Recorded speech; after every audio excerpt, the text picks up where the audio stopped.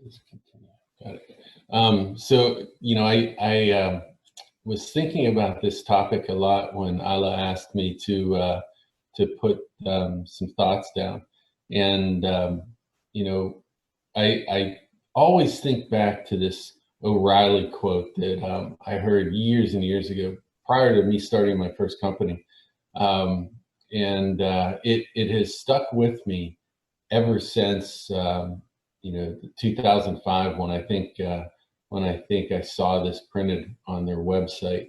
And it's really about ideas, and how ideas are, the way it was termed back then is ideas are cheap and execution is what matters.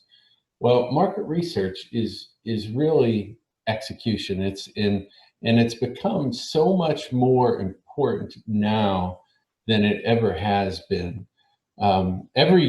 Obviously every business plan has a market research section, and, investors require it. And it's been there for, the last 100 years. And, but, in the last 10 years, maybe 15 years, market research has become much more than an element of the business plan that gets done once or during a yearly planning session, to now it's actually something that's done continually, and it becomes part of the product. And so I think it's important to really grab a hold of that. And we're gonna, given my background, I'm not a market research specialist by any means. That's one of the reasons this presentation is a bit intimidating to me. I'm an operator. I worked at Microsoft for 16 years, building businesses for them. And then I started a company called Pointabout, which was in the mobile world, in 2007. We sold that. Then I took over a company called Greenline Systems, which was in the government analytics space, and we sold that. And then I started a cybersecurity company, and we sold that to Qualys a couple of years back. And so I'm an operator, but I do believe that market research is some of the keys to the success that I've had over the years, and hopefully I can shed some practical light on it here. But it is somewhat of an intimidating topic because let's think about this for a second. It's kind of it's a discipline. In business school, MBA programs have major focuses on market research. In the United States, there's almost 500,000 people that their whole entire career is based on market research. And it's been with us since 1914 is when I think it first started, with the I was reading some history on it, and Charles Coolidge Pauline, who was hired by the periodical Country Gentleman to produce some qualitative and quantitative research about the automobile market. That back then, the Ford Motor Company in 1914 was putting out black cars, and they were pretty much the dominant player. And in the Country Gentleman magazine, the editor wanted to show that there was other demand out there, and so he hired a school teacher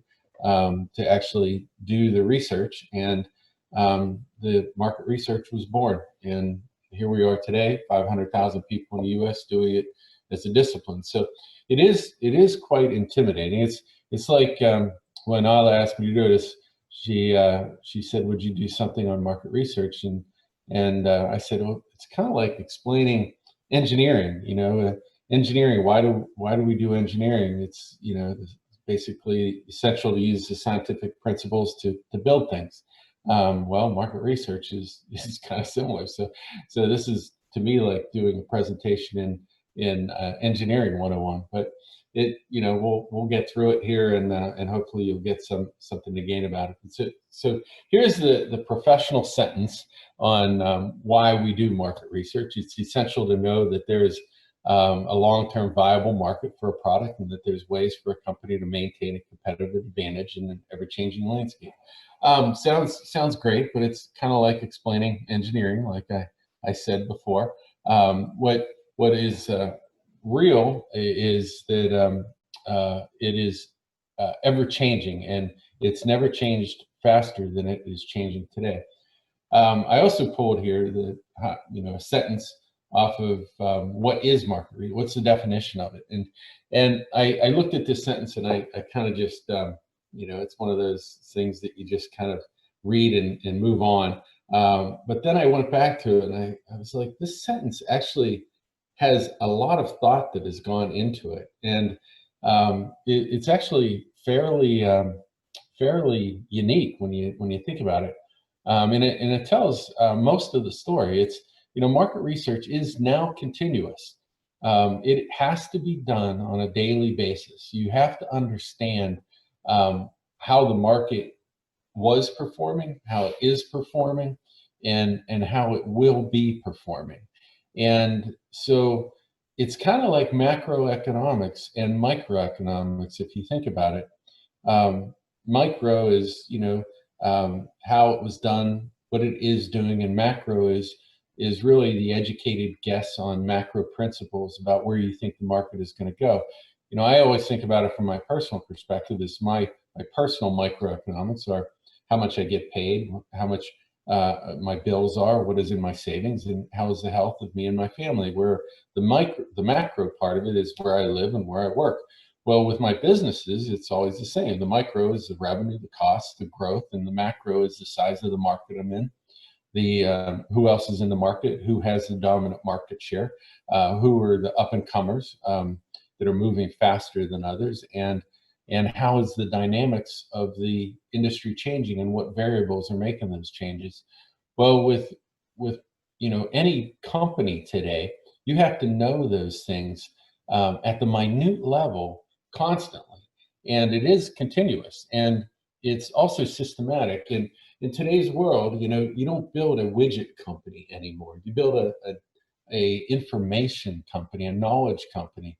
Building a widget company doesn't work anymore. That world is behind us. And it's I hate to use the phrase, but it's true that data is the new oil. And looking at that oil is the most important thing we can do as we build companies. And you have to be systematic about how you do it, and how you collect it and turn it in from data into information and then into knowledge, and by interpreting that data. And then it is very market specific. And you can't think of markets as like we used to, whereas there's the telecom market and the financial services market. It really, in today's world, it's about micro markets. It's about knowing what's happening at a very specific part of the market. And I'm going to use the phrase use case from here on out in the presentation about what these really targeting parts of the market are. And that's the most important thing to understand. And then it's all about understanding the consumer and also the competitor. I do think there's a part of this sentence that is missing. I think, and I personally, I always look at the supply chain and the value chain of a micro industry, and understand who the players are, between the companies and their consumers. And I think the value chain is an important aspect, and I think the supply chain is another important aspect to understand here. And you're going to see this up here in the upper right here a couple times again, because I think it's very important to know, and it was a hard learning for me, that the product is just a small percentage of what building a business is all about. The rest of it is, the other 80% is about understanding the environment you're in, being able to pivot, knowing when to pivot and how to pivot, and what it's going to cost to pivot, and what the opportunity of the pivot is, and making that constant in your search for building a company.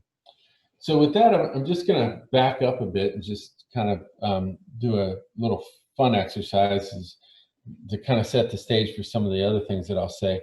In 2009, if you look at the New York Taxi Company, a company that's pretty much under destruction at the moment. From a market research perspective, this old company was pretty much just looking at revenues, rides, calls, profitability, and that was pretty much it. And you know, they dominated a market. They were the really the monopoly of the New York transit market, and outside of the subway. And there was a little company, Uber, that launched in 2009, and they looked at New York City as well as all the other cities in the United States, as well as major cities around the world, and they were looking at things like community experience with mass transit, the quality of service. What were the things that people were unhappy about? Like, if you remember years ago, prior to 2009, most of the New York cabs wouldn't even take credit cards. I know in DC, they didn't start taking credit cards until just a few years ago. What were the regulatory agencies doing? They understood how the mobile service coverage, and if you remember back, and it's still to this day to a certain extent, GPS don't work all that well in Manhattan on the phones, and they work a lot better now than they did 10 years ago, but they still struggle a bit. They were looking at the disposable income, the high number of smartphones. Is there a sufficient population of density of people that don't own vehicles? And are there colleges and universities that rely on public transportation because of the young demographic and the financial part of that demographic? So this little company was looking at all of these things, and more important than that, they were sending teams into these cities to understand what was really happening on the ground, and they were hiring people into these places to see what was really happening on the ground. And I think the New York yellow taxi, they saw this happening in 2009, and they had about 5 years to deal with it. And you can see that their growth really was pretty stable within that amount of period. And they just figured that the politicians would take care of their monopoly. But the politicians started to realize that the voters really wanted to see this type of thing happen, and they really got surrounded by success in Philadelphia and Washington D.C. with Uber and other places around the world. And the consumers coming into New York started demanding it, and what do you know? They started letting some of it happen. But what Uber really knew is they understood these principles. They understood the mechanics of what one variable would lead to from another variable to another from a macro perspective. Now, they had to make some big guesses, like we were talking about before, when I said, market research is about understanding what's been happening, what is happening, and then making an educated guess on what will happen based on the macro principles that you've thoroughly understood. And it really comes down to supply and demand. That's everything in this world comes down to understanding the supply and demand and what impacts it. And if you know those simple principles back from macroeconomics 101 that everybody learned in high school, that's really what you lean on when you go through this type of thing. And the one thing that I think, if you're taking away one thing from this presentation, it should be that market research is something that is the product. It is not something that you do to figure out whether or not you're going to sell the product. That was building a company 10 years ago. Building a company in today's world is, how does the product become the entity that drives the research for you? And I stole this from a presentation on TED that was done about Uber almost 10 years ago. And they thoroughly use their products to punch into what is really happening in the environments they're in, so they can make much better predictions about the macro side of what's going on. Unfortunately, they didn't use the same diligence with their HR problems and their markets sustainability problems, but it is a good example of how you have to really think about how to put research into the base level of the product itself as you build it. And that's a new change that has happened over the years, and it's something that to keep in mind is you think about building a company. So what is the purpose of market research? Just to back up a bit, it's really to determine the feasibility of a new business. That's one of the purposes. Is there demand? Is the market large enough to sustain a new entity? And how many entry points are there into a current market? And this is one that I think a lot of people miss when they're starting to do market research. So if you start down the use case, like if you take the telehealth world, for instance, and you look at all the minute use cases within the telehealth world, you'll see that some of those use cases, there are hundreds of entry points. In other words, companies competing, hundreds of companies competing to be the platform player of telehealth. Well, there really only is one dominant player, Teladoc, and then a handful of sub players that really drive 90% of the market. And so understanding who those entry points are and the success that each one of those is having versus the success of all the other players, and then looking at the entire market, who has the growth, who's moving faster than the others. Another one is, to identify white space. And one of the books that I just absolutely love is Blue Ocean Strategy. And it's a 30-year-old book, but it has stood the test of time year over year over year. And this is really to identify white space, and the example in the book that I think is just a wonderful example is about yellowtail wines, and how looking at, this was going on more than 30 years ago, when Yellowtail was just analyzing the market in Australia. They were a little wine company in Australia that basically looked at the premium wine market and looked at all the different variables of a market, and figured out, who the people were having success from a budget perspective, what variables they were leaning on. And a lot of it was cost, and then the variables the premium wine companies were leaning on, and then what the Yellowtail could do in between to accentuate some and not others. And based on the research that they were doing, they figured that they could look at the first, second, and third tier markets and start expanding the market. And this is that white space we're talking about. Is the first tier are the people that are going to jump from premium wines because they generally drink them, but they really don't like them. And then there's the second tier, which is the people that just refuse to drink them, but they drink martinis, for instance. And then the third tier market is, what about those people that just don't drink a whole lot? And and so what Yellowtail figured out is, how do we not compete with all the premium or budget wine drinkers, but let's move into these other markets. And they did that through understanding their consumer and understanding the macro variables of a market. And I think that if there's one book that you should definitely read if you're interested in this space, is Blue Ocean Strategy. It's just wonderful. And then understand the trends. The reason market research is done is specifically the competitive strategies of how a market is competing, and then new products is another one, and then obviously finding the product placement, knowing how, when, and where a product should enter a market.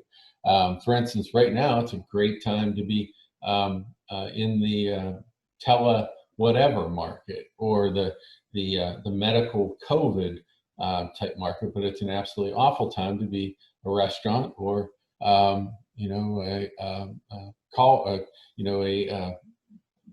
somebody that doesn't do anything related to online something, right? And so just understanding that timing is a really important thing. That leads to there's really two types of research. There's primary research, and then there's secondary information. Primary is obviously the firsthand. I like to think about this as the chef that walks out at the end of the meal and talks to you about how your meal was, and you can see what they're doing, right? They're they're they're doing market research. They're trying to figure out, okay, how was it? Could I have done a better job? And then they ask a question or two to figure out, what other restaurants do you enjoy? What other dishes do you enjoy? That's firsthand gathered information. And I'm always surprised more restaurants don't do that. And then there's secondary information as well, and obviously the secondary information is information that you can get from,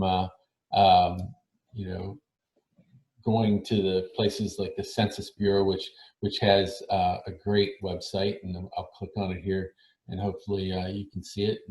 And this website, if you're interested in doing demographic type of data on the U.S., it is absolutely a must use.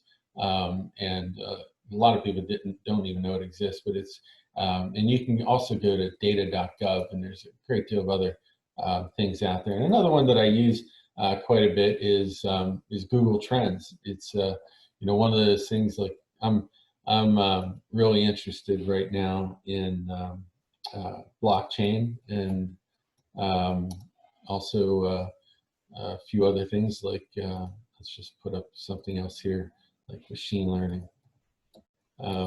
And you can tell a lot about what's going on there. You can see, blockchain obviously had this giant spike in interest, and then it kind of went away. And you can also see where in the world these things are of interest here, and really understand more of what's going on from a macro perspective. And so there's these secondary tools that are out there. There's a lot more we're going to talk about here in a second, but these tools will never compare to actually going into the city. If you're Uber, going into the city and spending time with the people and understanding the voice of the public. There's nothing better than that. Now, if you understand, machine learning, you know how much data is required to make a good estimate. And it's no different here. You can't just go on a few people's opinions. You have to gather a great deal, and you have to not have bias within those opinions, and you have to have a good weight score in between those opinions as well. So how you gather that information is gets back to that systemic thing the systematic thing that we talked about earlier. So then there's the types of information. There's qualitative information, and there's quantitative information. Qualitative information is the sentiment. A lot of people in the past have get it from interviews and focus groups or direct observations, the things we've talked about. But in today's world, that's definitely not enough. It has to be built into the product, and this isn't about surveys. So popping up a little survey, hey, what was your experience like with our product? That might have worked 10, 15 years ago. It's just not enough anymore, right? It's now you really have to get a lot closer to the environment, and social helps by many means. I love this product out from NCSU, and this basically takes a look at sentiment,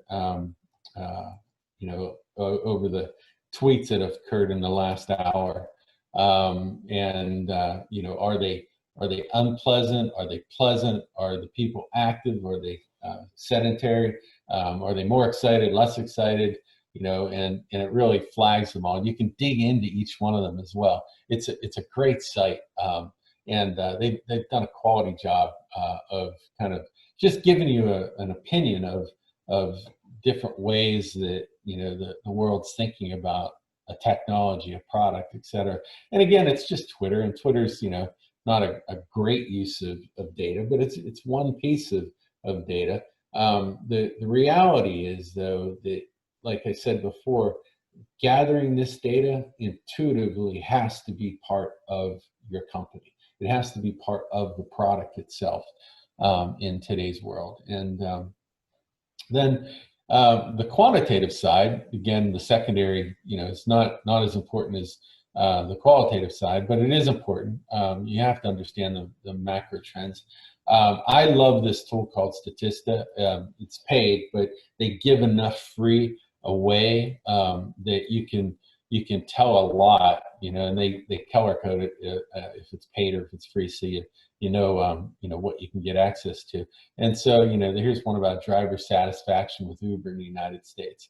And this is free research. It's out there, and obviously Statista is giving it away as a way to drive people closer to their site. And they the longer you stay on the site, the more they try to sell you stuff.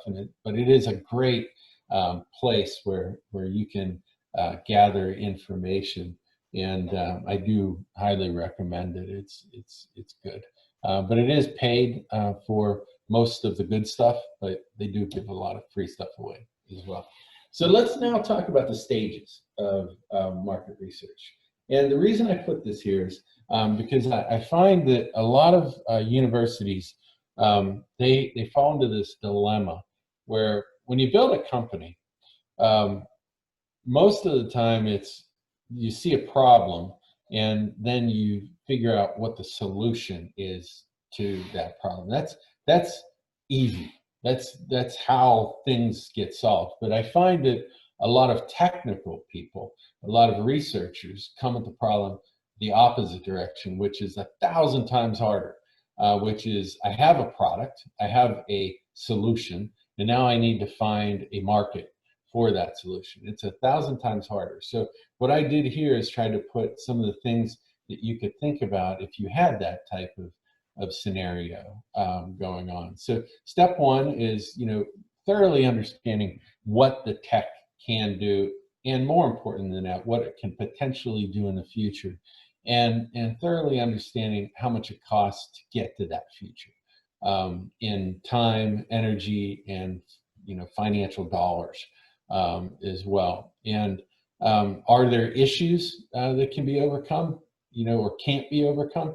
A lot of times technical people don't really like to talk about, well, look at all these really cool things that can happen, but there's this one little piece here that can kind of hose us on this demographic.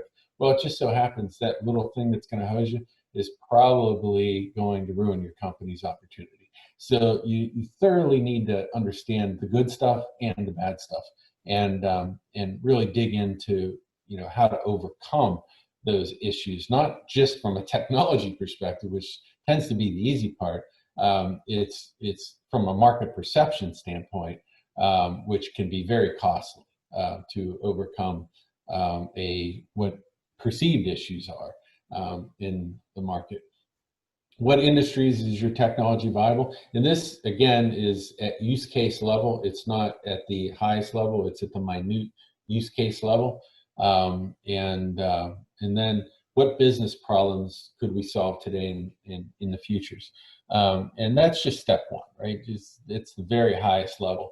But I can't emphasize enough, you need to know what it really takes and be honest with yourself to get through the pre-MVP stage. And you should all know, if you've read Lean Startup, which is a must-read book for anybody that's venturing into the entrepreneurial space, or get one of Steve Blank's books, but it's all about the minimal viable product, putting enough product into somebody's hands where you can test it.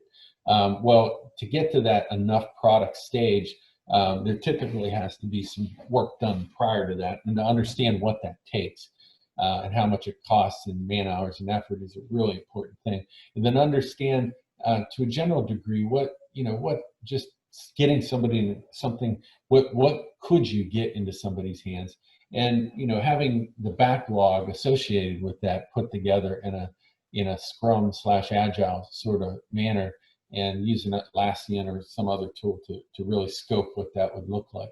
But really thoroughly understand what it would take to get this into the market, because you're going to be asked about that, especially if you bring on investors as well. And then step two is digging into the supply and demand of each one of these use cases.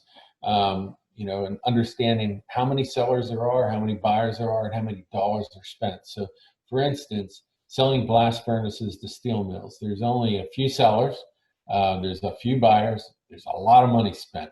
So if that's the case, you know, you're really stuck with licensing to one of these current sellers, right?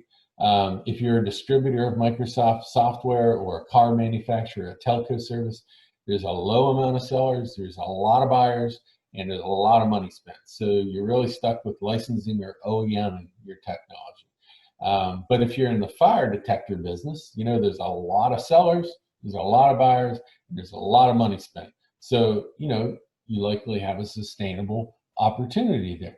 But if you find yourself with a low amount of sellers, a low amount of buyers, or a high amount of sellers, a low amount of buyers, and a lot of dollars spent, that's a dangerous world.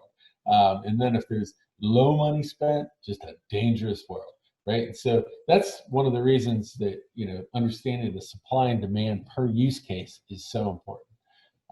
The step three is then you have to prioritize your use cases. If you have a technology and you know that can be used in these 14 use cases, now what is the priority and how do you prioritize them? You know, you first look at entry points. How many entry points are there into the market, like we talked about earlier? What is the timing? Is it now? Is it soon? Is it, you know, sometime in the future? Is that 30 years? Is that 5 years? Is that 1 year? And then is there market momentum there? Like, for instance, in the telehealth industry, there's huge market momentum, but in the, you know, other worlds, you know, there's not much momentum at all. Like the coal industry, there's very little momentum. You know, how buyers want to buy? Do they want to buy direct, which is the trend, or do they want to buy through the channel? There's a lot of use cases that is still clearly channel and will be from now into the future. And as we get more direct, it's actually becoming more of a channel play with Amazon pretty much becoming the channel for a lot of products. And then customer motivation. How motivated are customers really to get to buy something like this? Like, you know, the example that I would use is, like, if you're selling to a technology to prisons, you know, that's the motivation there, not that high. You might think that it's a good use case and people should be doing something, but there just isn't any motivation in that small market for that use case. But, you know, in the telehealth world, lots of motivation, right? And the cost to get a valuable MVP, we talked about that in the last slide. Then you have to start exploring, going deep on the remaining use cases. Say you had 14 and now you're down to 3. Why we think this use case is worth exploring. And this really gets down to spending a lot of time really thinking through the general dynamics, the touchy-feely stuff about, you know, is that something that we should be involved in?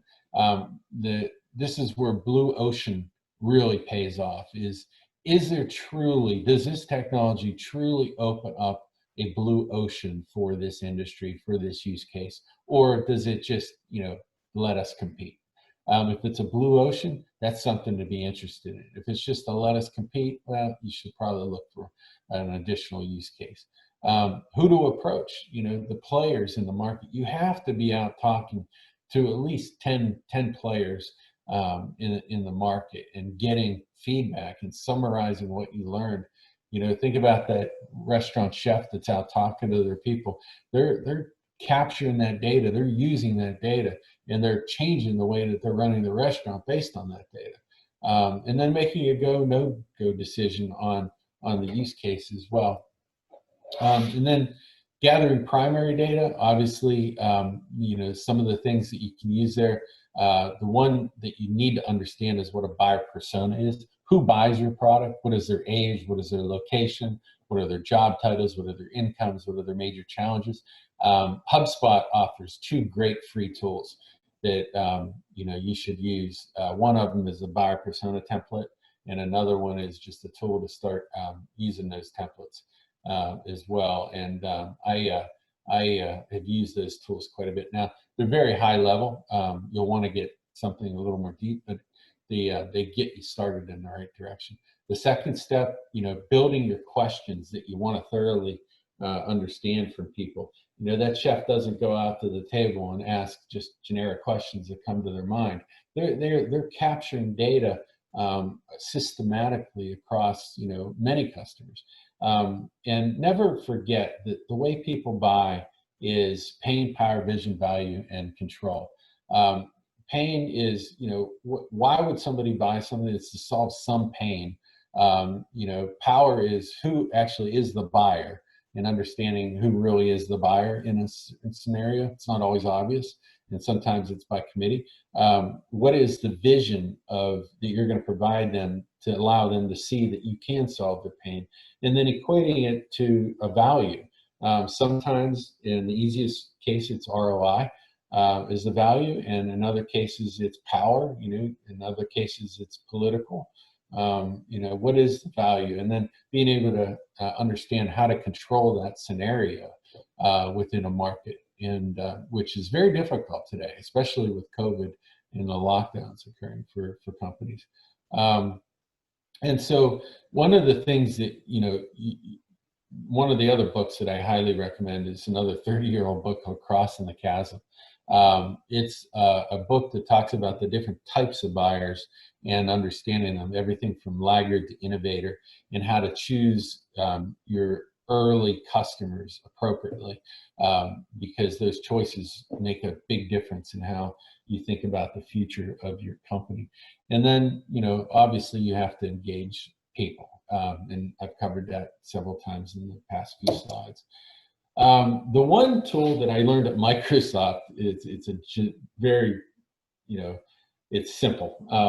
And I don't know if this came from, the old GE or Deming way of doing things, but I love it and I use it all the time. It's the 5 whys, and you probably all have heard this many times. But it really helped me as I was thinking about growing my cybersecurity company, to understand that it blew me away when I first entered cybersecurity. I thought people bought cybersecurity tools because they were afraid of getting hacked, and then I started realizing that's really not the case. They could. That's really far down on their decision tree. If you think about it and you do the 5 whys, why do people get hacked? It's because there's vulnerabilities that they have in their organizations, and it's because, why is that? Because no one's updating those and patching. And why is that? It's because it's hard. And why is that? It's because they haven't built the processes and procedures to do it. And so at root cause, it's really about compliance more than it is about getting hacked. And so when we started learning this about the market, we started tuning our company to the realities of the market and versus what we originally thought about the market. And that's one of the reasons we had some success, and is because of that. But using a simple tool like this when you're gathering data off of people can be extremely valuable. And I'm always surprised by how people don't use these simple tools. And then figuring out, obviously, what info is relevant, how big is the market, what is the growth projection, what are the risks, regulatory as well as business, what are the sales channels, who's shaping the market.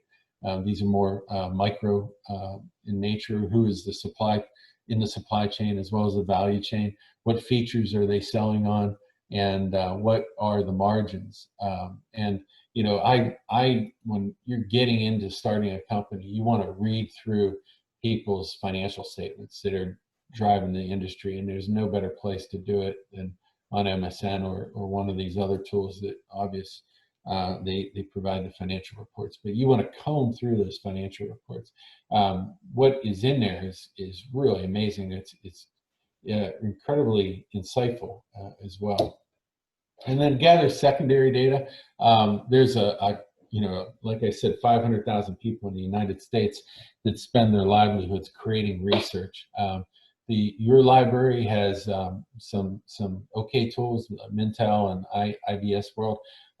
As you start getting serious about the startup world, I would lean towards looking at MIT and what UConn is doing. I think the university here has done a really good job of assembling the tools necessary to be serious about entrepreneurism, and so you can take a look at those links there. But the free tools that are out there are quite immense, and this is where you should start because it is free, and a lot of them are just right in front of you. Like free press releases. All these people, when they put out research, they give away 10% of the research papers, so as marketing literature, and out of that 10%, you can garner a whole lot of data. Here's a couple press releases that are out there that just are filled with the data from the reports. And generally, you just need the high-level data. Trade publications interpret the research as well, and you tend to get a little bit deeper when you look at what the trade guys are doing. And you can get, a research paper that costs 10 grand, you can get 10% of it or 20% of it for free. And companies like Deloitte are, putting out really rich research because, it shows to their customer, they can lay this on the desk and it's like a book to give them credibility to what they do. And this is like a 50-page paper on this industry and how it's working. And Deloitte's putting it out there just as a marketing paper. And most of these sub-use cases have something like that out there. The one that you probably are very familiar with is a Google patent search. You can learn obviously a great deal from this, but sometimes the important thing is the patents that haven't been filed yet, but it's important to understand it. And then the one that I personally spend a lot of time on, the NIH and does some incredible public research. They consolidate everything, and I love gene research and CRISPR and what's going on in that world. So I spend a lot of time looking into different things that are going on at the NIH, and that is just a wonderful resource there. And that's full. You get the full thing, right? Now you have to spend the quality time. Every sentence takes an hour to read, but you should use it if you're going into that world. And then the what if. We've talked enough about Blue Ocean. I think it's a must-read book and a must-read to do this type of thing, but it's a factor. And then the thing I'll leave you with is that this is a continuous effort. I'll say it again. Market research used to be done one time when you had to convince an investor to invest, and then in many more sophisticated companies, it was done quarterly or yearly to figure out what the business strategy is. But in today's world, over the last 10 years, companies like Uber and Airbnb and others have built this into their products, and that's just the way it is now. The product is 20% of the company, and how you build the product is interesting, but how you generate revenue and change the market and have some success, that 80% is about measuring and learning and talking and measuring and learning and talking and pivoting. And you can't do that without turning data into information, into knowledge, and figuring out how to leverage what you're learning there. And there's thousands of ways to do it, and everything from A/B testing to customer engagement. There's a few books I've talked about, some already. I've talked about Crossing the Chasm and Blue Ocean Strategy. Here are some others that you might want to think about reading. Thinking Fast and Slow and a few others are good. You'll get this presentation, so you'll have all these. But the two that I would recommend reading are 30-year-old books, right? Crossing the Chasm and Blue Ocean Strategy. They're the best. The rest of these are good for their own use case in themselves. So that is it. I guess we're going to open it up to questions here now, and see if anybody has anything. You can always get me at Scott SU on Twitter, or Scott at proof .ventures. There's no .com there. But if you want to open it up to questions here, Ala or Wendy, please do. So there was a question very quickly on whether the slides will be shared, and the slides will be shared. We are also recording this presentation, so you will be able to also watch a video.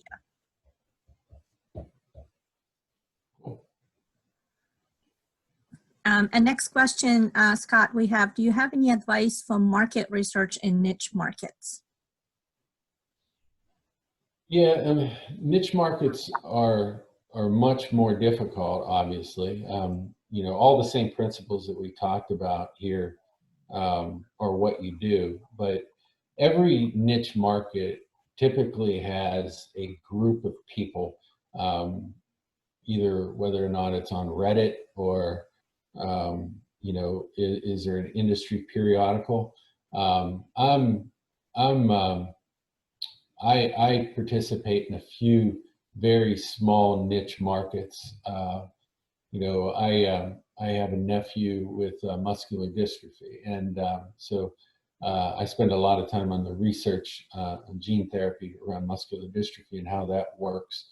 And there's you know, that's a niche market, but it's a very big market when you dig into it. There's several active players in it, and then several people that just unfortunately are participators in the market. But you know, you have to spend the time to ask the people that are involved in that market that, you know, unfortunately, like, have muscular dystrophy, and the doctors that participate in that. What do they read? Where do they spend their time? And it just takes more effort, more time. But you know, every market you can use these same principles on. It's not a good answer, but it's reality.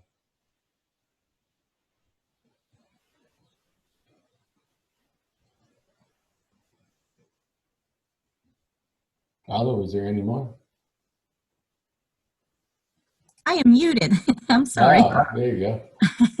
Yes, I think you might have already answered this. It's from Michael Ranzetti. I missed book recommendation on the exploratory slide. Can you repeat? Yeah, let me see. Let me go back here. Book recommendations here?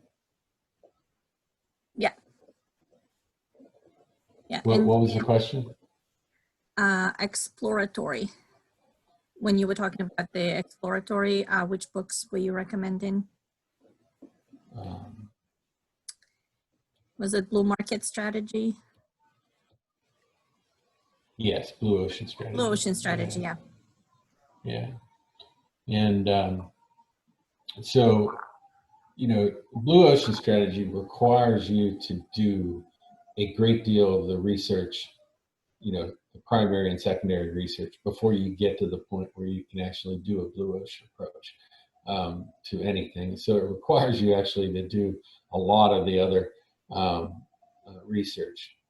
Fortunately, there are companies like Gartner and Forrester, like, I come from the tech world, that do a great deal of this research for you, and you know, you can purchase their research, or you know, if you subscribe, you can get access to this research. This slide here was from some research your university provided to me around telehealth, from ISB World, I think it was. And I read the study. It was like a 50-page study, and it was very thorough in regards to understanding the telehealth world, as I was exploring something for one of your teammates around telehealth. And so you know, leverage the tools that you have as well. And the university has two pretty good tools with Intel and ISB World. Next question is, how would you go about finding the correct market research that would validate a higher penetration rate in the market? That would generate a higher penetration rate.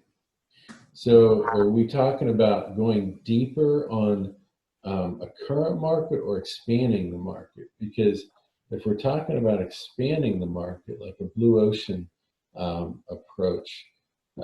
That's kind of horizontal. Going deep is, taking the concentric circle and going deeper and deeper and deeper and getting market share. So like in the wine world, in the 30 years ago or 40 years ago, if you wanted to put another company out there that was doing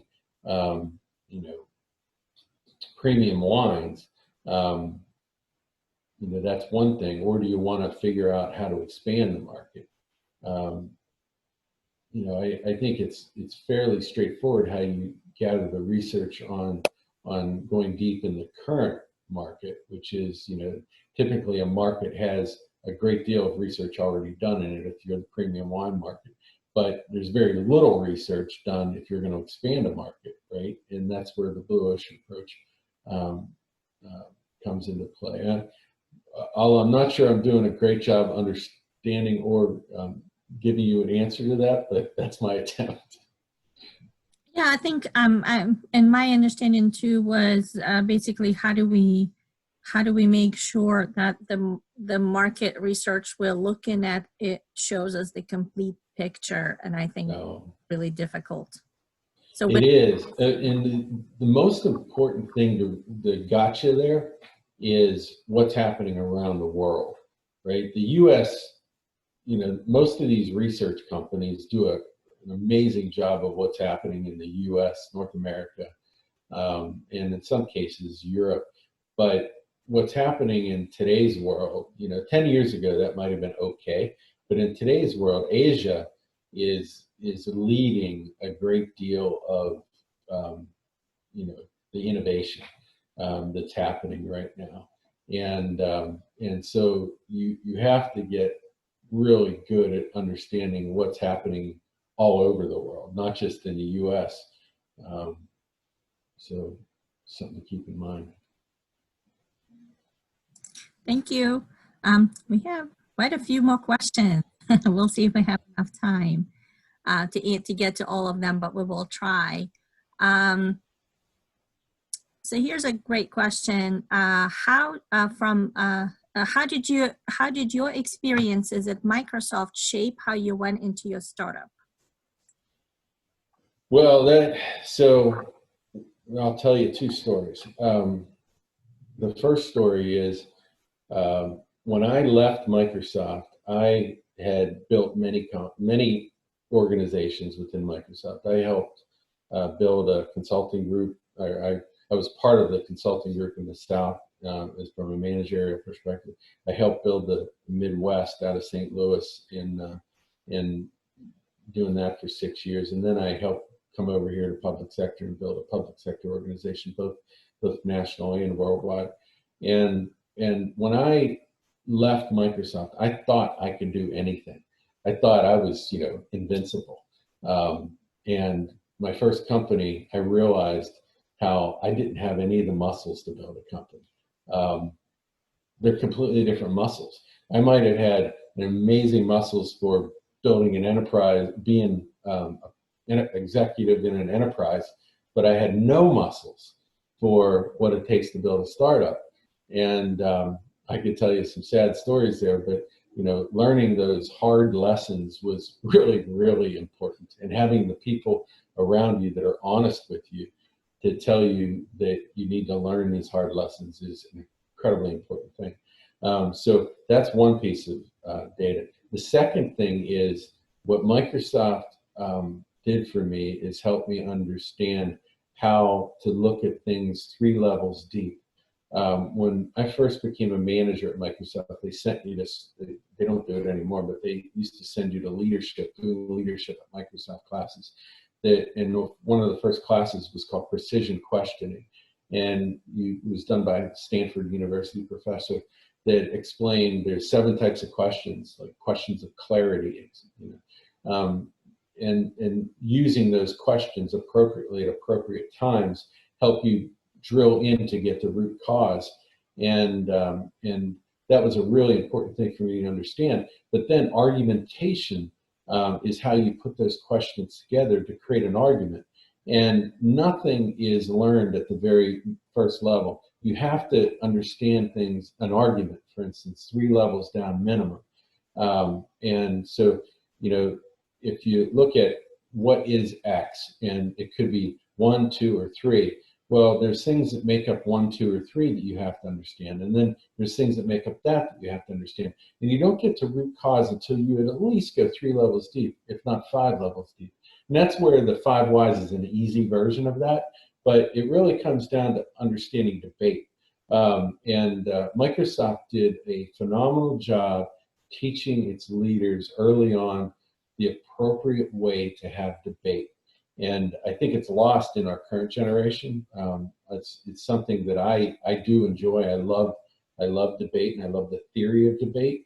And it's something that we should teach our folks, because the theory of debate helps you understand how to get the root cause and how to deal with arguments and argumentation. So Microsoft gave me that foundation that I use on a daily basis to today. Thank you. We have another great question from Dr. Carol S.B. Wilson. What are the key qualities a CEO should look for when hiring a sales and marketing person who will be effective and have the kind of knowledge you shared? Well, sales and marketing are 2 different disciplines, first of all. So I would separate those 2 things, because what it takes to be a good salesperson, what it takes to be a good marketing person are completely different. So let's take a salesperson. You know, sales is, you know, when you're in a small company, let's just take math. Good salespeople tend not to go to small companies with small opportunity unless there is a reason. Because a good salesperson can go to an Oracle or to a Microsoft and make $300,000, $400,000, $500,000 a year. So if they're going to a small tech company, there must be a reason.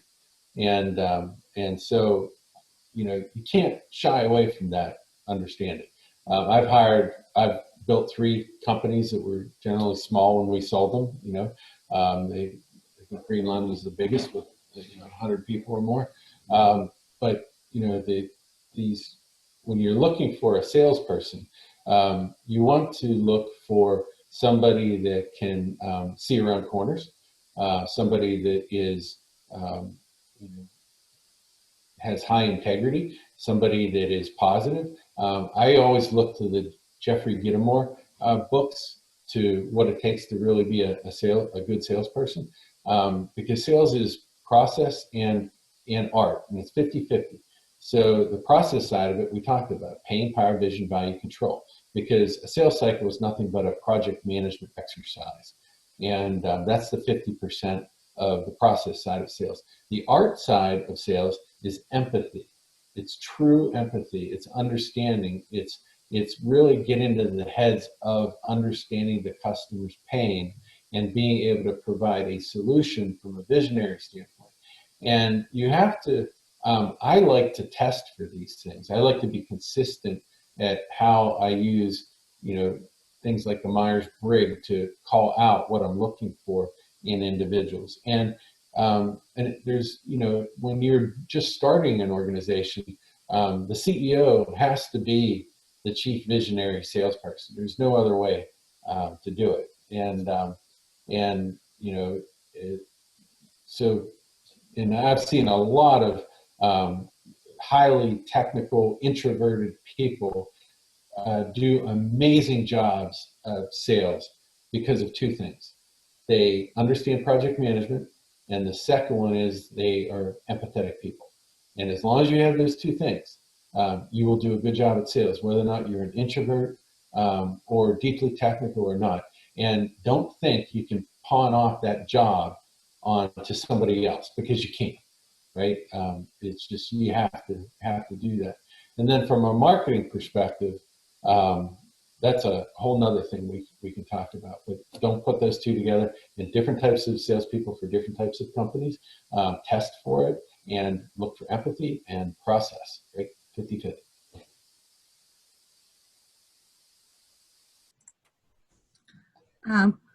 Wendy, would you like to ask everybody to submit the poll answers? Oh, At this time, I would like to ask everyone if you all can participate in our poll or questions so we can get your feedback. It's greatly appreciated. And in the meantime, while you're all filling out the poll, maybe Scott, if you have time for maybe one more question, there's Sure. questions here. So let's see.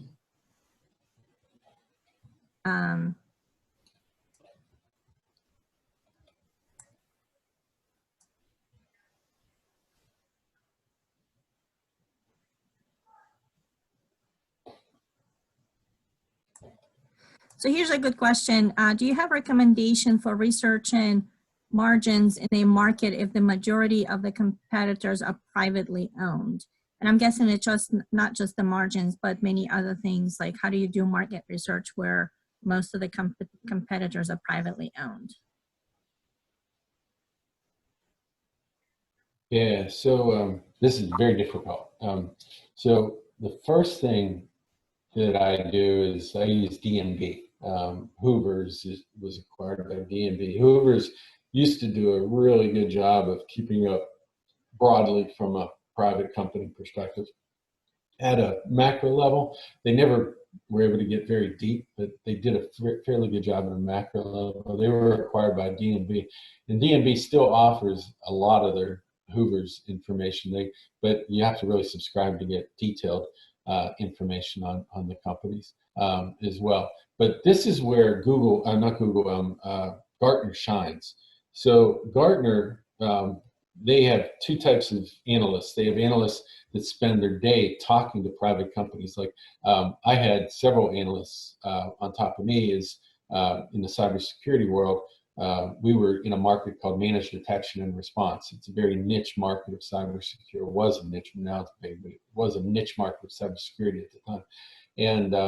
And so we had analysts from Gartner constantly asking us questions about how we thought about something. And to this day, I've got analysts reaching out to me, even though I sold the company a couple of years ago, reaching out to me, asking me questions about the nascent market of, that I was involved in. And so when you subscribe to Gartner, if you're in the tech world, they will actually allow you to talk to those analysts about what they learned, and they provide market reports. And in the market report, they put very rich data on if the companies allow them to name the company, and they typically do because the companies want the notoriety by getting listed to Gartner. But other times they just say that this is another company that we talked to, or a majority of companies think X. I personally, in my last 3 companies, subscribed to Gartner, and for a small company, it's around $40,000 a year. I think for larger companies and universities, it can get a great deal more than that. But I leveraged the heck, because everything about cybersecurity was private companies, and I needed to know what my 14 competitors were doing. And how did I find that out? Through my subscription with Gartner. And getting to know those analysts on a personal level. And they wanted to know me on a personal level because I'd give them more data.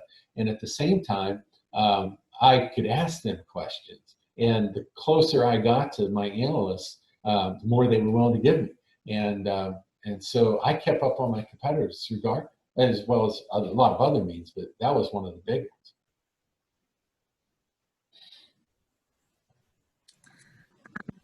Well, thank you very much. I don't want to keep you much longer. I know we are at time. And I wanted to thank Scott very much for doing this workshop for us. I learned a lot, certainly. And just wanted to also quickly mention that so University of Maryland has a lot of market research databases, and we will do a workshop in June by a business librarian, and she will walk you through those resources. We don't have subscription to Gartner, unfortunately. We have some other databases available, which may or may not be useful to your particular case. Also wanted to mention that University of Maryland is running a program called I-Core that allows you to do the type of market research that Scott was talking about, basically doing customer discovery, going out and asking potential customers questions to learn about